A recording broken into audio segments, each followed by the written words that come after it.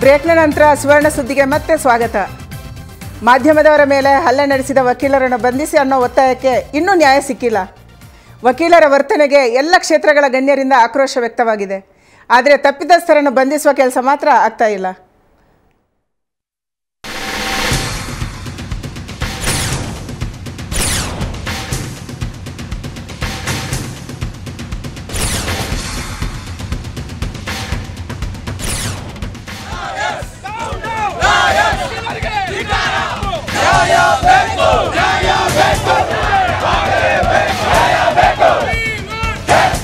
ಮಾಧ್ಯಮದವರ ಮೇಲೆ ಹಲ್ಲೆ ನಡೆಸಿದ ವಕೀಲರನ್ನ ಬಂಧಿಸಿ ಅಂತ ಪತ್ರಕರ್ತರು ಸರ್ಕಾರವನ್ನ ಒತ್ತಾಯಿಸುತ್ತಲೇ ಇದ್ದಾರೆ. ಆದ್ರೆ ಸರ್ಕಾರ ಮಾತ್ರ ಕೂಗು ಕೇಳಿಸಿದಂತೆ ಕೂತಿದೆ. ಇವತ್ತು ಈ ಬಗ್ಗೆ ಪ್ರತಿಕ್ರಿಯಿಸಿದ ಮುಖ್ಯಮಂತ್ರಿ ಸದಾನಂದ ಗೌಡ, ಪತ್ರಕರ್ತರ ಮೇಲಿನ ಹಲ್ಲೆ ಪ್ರಕರಣವನ್ನ ಗಂಭೀರವಾಗಿ ಪರಿಗಣಿಸಿದ್ದೇವೆ. ಆದರೆ ಆರೋಪಿಗಳನ್ನ ಬಲವಂತವಾಗಿ ಬಂಧಿಸೋದಿಲ್ಲ. ವಿವಾದ ಸಂಘರ್ಷದ ರೂಪಕ್ಕೆ ತಿರುಗದಂತೆ ಸೂಕ್ಷ್ಮವಾಗಿ ಹೆಜ್ಜೆ ಇಡಲಾಗುತ್ತೆ ಅಂತ ಹೇಳಿದ್ದಾರೆ. ಬಾರಿ ಬಾರಿ ಮನೆಗಳಿಗೆ ನುಗ್ಗಿ ಮತ್ತೊಂದು ನುಗ್ಗಿ ನಾವು ಬಂಧನಗಳನ್ನು ಮಾಡೋದ್ರಿಂದ ಮತ್ತೆ ಅದೊಂದು ಪ್ರೆಸಿಪಿಟೇಟ್ ಆಗಬಾರ್ದು. ಇದರ ಅರ್ಥ ಅವರನ್ನು ಬಿಡ್ತೇವೆ ಅಂತಲ್ಲ. ಹಲವಾರು ಸೂಕ್ಷ್ಮತೆಗಳನ್ನು ಕೂಡ ನಾವು ನೋಡಬೇಕಾಗುತ್ತೆ ಅಂತ ಹೇಳುವಂಥದ್ದು ನನ್ನ ಅಭಿಪ್ರಾಯ. ಅದಕ್ಕಾಗಿ ಒಂದು ಕಡೆಯಿಂದ ನ್ಯಾಯಾಂಗ ತನಿಖೆ, ಒಂದು ಕಡೆ ಇನ್ ಹೌಸ್ ಎನ್ಕ್ವೈರಿ, ಇನ್ನೊಂದು ಕಡೆಯಿಂದ ಮಾತುಕತೆಗಳು, ಇದನ್ನೆಲ್ಲವನ್ನು ಮಾಡುವಂಥ ಕೆಲಸ ಕಾರ್ಯಗಳನ್ನು ನಾವು ಮಾಡ್ತಾ ಇದ್ದೇವೆ. ನಾವು ಯಶಸ್ವಿ ಆಗ್ತೇವೆ. ಈ ನಡುವೆ ಮಾಧ್ಯಮದವರ ಮೇಲೆ ನಡೆಸಿದ ಹಲ್ಲೆಯನ್ನ ಆದಿಚುಂಚನಗಿರಿ ಶ್ರೀಗಳು ಖಂಡಿಸಿದ್ದಾರೆ. ಓದಿ ಟಿವಿನಲ್ಲಿ ಅವರ ಹೊಡೆದಾಟಗಳನ್ನು ನೋಡಿದಾಗ ವಿದ್ಯಾವಂತರು, ನ್ಯಾಯ ಕೊಡ್ತಕ್ಕಂಥವ್ರು, ರಕ್ಷಣೆ ಮಾಡ್ತಕ್ಕಂಥವ್ರು, ಹೀಗೆ ಇವ್ರನ್ನೆಲ್ಲ ನೋಡಿದಾಗ ಇವರು ವಿದ್ಯಾವಂತರೇ ಅನ್ನೋ ಪ್ರಶ್ನೆ ಬರ್ತದೆ. ಇನ್ನೊಂದೆಡೆ ಪೊಲೀಸರ ಮೇಲೆ ಹಲ್ಲೆ ನಡೆಸಿದ ವಕೀಲರನ್ನ ಬಂಧಿಸುವಂತೆ ಆಗ್ರಹಿಸಿ ಬೆಂಗಳೂರಿನಲ್ಲಿ ಪೊಲೀಸ್ ಕುಟುಂಬಗಳು ಪ್ರತಿಭಟನೆ ನಡೆಸಿದವು. ಮೌರ್ಯ ಸರ್ಕಲ್ನಲ್ಲಿ ಪ್ರತಿಭಟನೆ ನಡೆಸಿ ಹಲ್ಲೆ ನಡೆಸಿದ ವಕೀಲರನ್ನ ತಕ್ಷಣವೇ ಬಂಧಿಸುವಂತೆ ಆಗ್ರಹಿಸಿದ್ರು. ಮತ್ತೊಂದೆಡೆ ಇದೇ ತಿಂಗಳ 2ರಂದು ನಡೆದ ಗಲಾಟೆ ಹಿನ್ನೆಲೆಯಲ್ಲಿ city civil court, Halasuru gate ಠಾಣೆ ಮತ್ತು ಕಬ್ಬನ್ ಪಾರ್ಕ್ ಸುತ್ತಮುತ್ತ ನಿಷೇಧಾಜ್ಞೆ ವಿಧಿಸಲಾಗಿತ್ತು. ಇದನ್ನ ಮತ್ತೆ ಇನ್ನೊಂದು ವಾರದವರೆಗೆ ವಿಸ್ತರಿಸಲಾಗಿದೆ.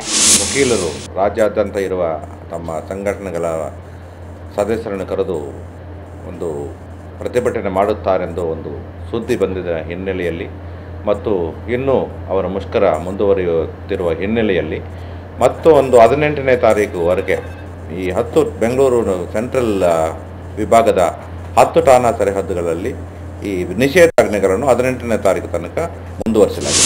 ಒಟ್ಟಿನಲ್ಲಿ ಎಷ್ಟೇ ಪ್ರತಿಭಟನೆಗಳು ನಡೆದರೂ ಸರ್ಕಾರ ಮಾತ್ರ ವಕೀಲರನ್ನ ಬಂಧಿಸಲು ಮೀನಾಮೇಷ ಎಣಿಸ್ತಾ ಇದೆ.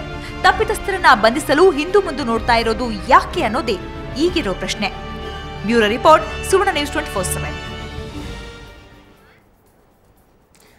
ರಾಜ್ಯದ ಹಿಂದುಳಿದ ತಾಲೂಕುಗಳಲ್ಲಿ ಪಾವಗಡವು ಒಂದು.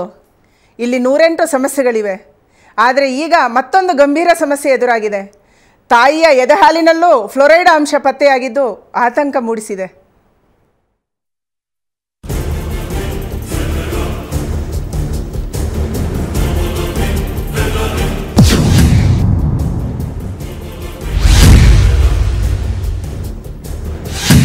ಹುಟ್ಟಿದ ಮಗುವಿಗೆ ತಾಯಿ ಹಾಲು ಅಮೃತ ಇದ್ದ ಹಾಗೆ, ಆದರೆ ಎದೆ ಹಾಲೆ ಈಗ ವಿಷವಾಗ್ತಿದೆ.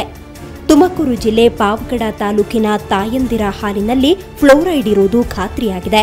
ಹೌದು, ಪಾವಗಡದ ಯಾವ ಆಸ್ಪತ್ರೆಗೆ ಹೋಗಿ ನೋಡಿದ್ರೂ ಮಹಿಳಾ ರೋಗಿಗಳೇ ತುಂಬಿರ್ತಾರೆ.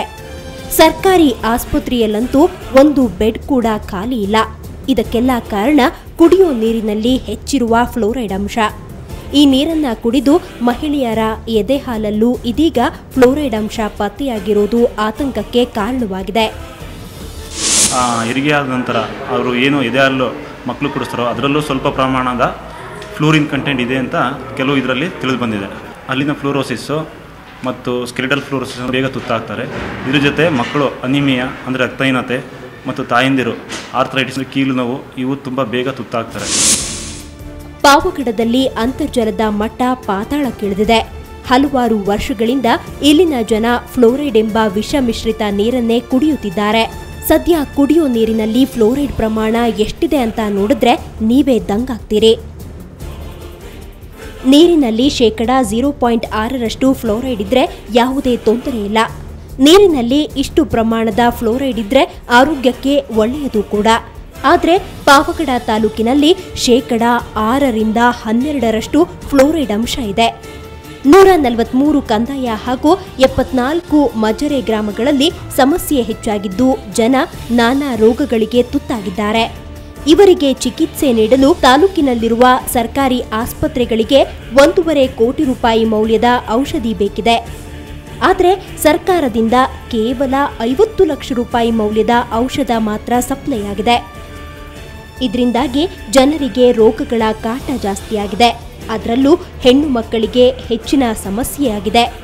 ಗರ್ಭಕೋಶ ತೊಂದರೆ, ಮುಟ್ಟಿನ ಸಮಸ್ಯೆಯಿಂದ ಎಷ್ಟೋ ಮಹಿಳೆಯರು ಬಳಲುತ್ತಿದ್ದಾರೆ. ಅಲ್ಲದೆ ಜಠರ, ಕಿಡ್ನಿ, ಶ್ವಾಸಕೋಶಕ್ಕೆ ಸಂಬಂಧಿಸಿದ ಕಾಯಿಲೆಗಳಿಂದಲೂ ಜನ ಪರದಾಡ್ತಿದ್ದಾರೆ.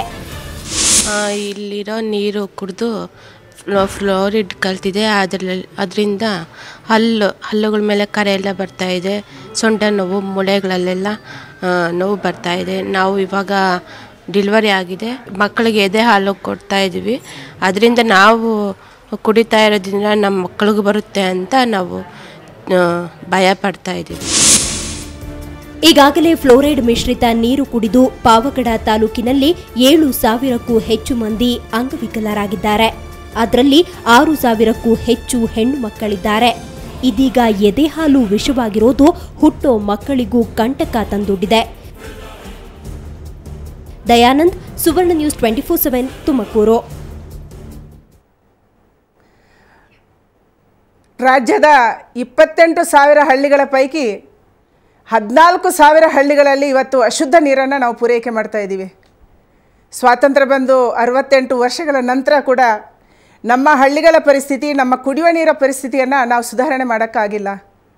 ನನಗೆ ಅನಿಸುತ್ತೆ ಬರುವಂಥ ದಿನಗಳಲ್ಲಿ ಸರ್ಕಾರದ ಮೊದಲ ಆದ್ಯತೆ ಶುದ್ಧವಾದ ಕುಡಿಯುವ ನೀರನ್ನು ಪೂರೈಕೆ ಮಾಡುವಂಥದ್ದಾಗಬೇಕು. ಅದಕ್ಕಾಗಿ ಅಟಲ್ ಬಿಹಾರಿ ವಾಜಪೇಯಿ ಅವರು ಅವತ್ತು ಒಂದು ಕನಸನ್ನು ಕಂಡಿದ್ರು, ಈ ದೇಶದ ನದಿಗಳನ್ನು ಜೋಡಿಸಬೇಕು ಅಂತ ಹೇಳಿ. ನಮ್ಮ ರಾಜ್ಯದಲ್ಲೂ ಸಾಕಷ್ಟು ನದಿಗಳಿದ್ದಾವೆ. ಈ ನದಿಗಳನ್ನು ಜೋಡಿಸುವಂಥ ಒಂದು ಯೋಜನೆಯನ್ನು ಸರ್ಕಾರ ಹಾಕ್ಕೊಂಡಾಗ ಈ ರಾಜ್ಯದ ಎಲ್ಲ ಹಳ್ಳಿಗಳಿಗೂ ಶುದ್ಧವಾದ ಕುಡಿಯುವ ನೀರು ಸಿಗ್ಬೋದು ಅನ್ನುವಂಥದ್ದು ನಮ್ಮೆಲ್ಲರ ಅಪೇಕ್ಷೆ. ಇದಾಗಬೇಕು ಅಂತ ಅನಿಸುತ್ತೆ. ಇನ್ನು ಮುಂದಿನ ಸುದ್ದಿಗೆ ಬರೋಣ. ಈ ವಾರ ಅಂತಲೇ ಫೇಮಸ್ ಆಗಿರುವ ರಾಹುಲ್ ದ್ರಾವಿಡ್ ಟೆಸ್ಟ್ ಕ್ರಿಕೆಟ್ಗೂ ಗುಡ್ ಬೈ ಹೇಳುವ ಮನಸ್ಸು ಮಾಡಿದ್ದಾರೆ. ಇದಕ್ಕೆ ಮುಖ್ಯ ಕಾರಣಗಳೇನು ನೋಡೋಣ ಬನ್ನಿ.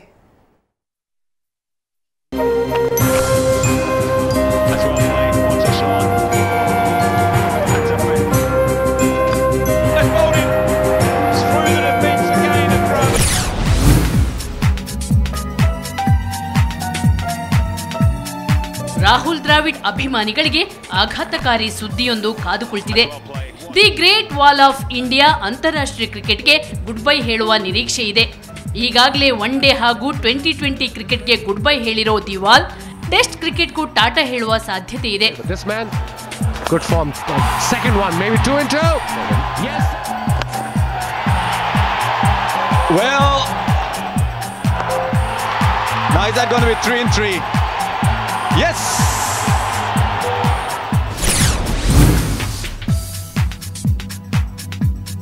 ಅಂತರ್ಮುಖಿ ಆಟಗಾರ ದ್ರಾವಿಡ್ ಕಳೆದ ವರ್ಷ ಇಂಗ್ಲೆಂಡ್ನಲ್ಲಿ ಏಕದಿನ ಹಾಗೂ 2020 ಕ್ರಿಕೆಟ್ನಿಂದ ನಿವೃತ್ತಿ ಹೊಂದಿದ್ರು. ಆದರೆ ಟೆಸ್ಟ್ ಕ್ರಿಕೆಟ್ನಲ್ಲಿ ಮುಂದುವರಿಯುವ ಇಂಗಿತ ವ್ಯಕ್ತಪಡಿಸಿದ್ರು. ಈ ವರ್ಷ ಆಸ್ಟ್ರೇಲಿಯಾದಲ್ಲಿ 4 ಟೆಸ್ಟ್ಗಳಿಂದ ಅವರು ಗಳಿಸಿದ್ದು ಕೇವಲ 194 ರನ್ಗಳನ್ನ ಮಾತ್ರ. ಎಲ್ಲಕ್ಕಿಂತ ಅವರನ್ನ ಚಿಂತೆಗೀಡು ಮಾಡಿದ್ದು ಪದೇ ಪದೇ ಬೌಲ್ಡ್ ಆಗಿದ್ದು. ಇದು ನಿವೃತ್ತಿಗೆ ಪ್ರೇರೇಪಿಸಿದೆ.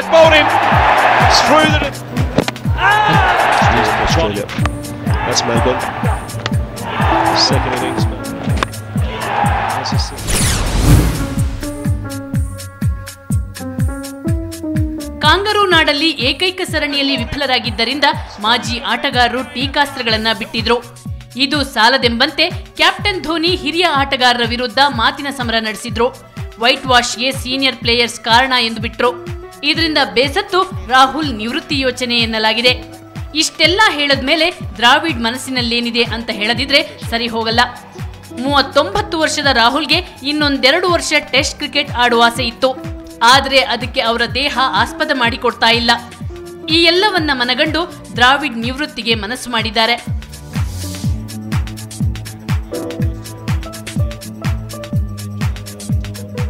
ಸ್ಪೋರ್ಟ್ಸ್ ಬ್ಯೂರೋ, ಸುವರ್ಣ ನ್ಯೂಸ್ 24/7. ಇದಿಷ್ಟು ಇವತ್ತಿನ ಸುದ್ದಿ. ನಾನು ಈಗ ಓದಿದ ಸುದ್ದಿ ರಾತ್ರಿ 11 ಗಂಟೆಗೆ ಮರುಪ್ರಸಾರವಾಗುತ್ತೆ. ತಪ್ಪದೆ ವೀಕ್ಷಿಸಿ. ಕ್ಷಣ ಕ್ಷಣದ ಸುದ್ದಿಗಾಗಿ ನೋಡ್ತಾ ಇರಿ ಸುವರ್ಣ ನ್ಯೂಸ್ 24/7.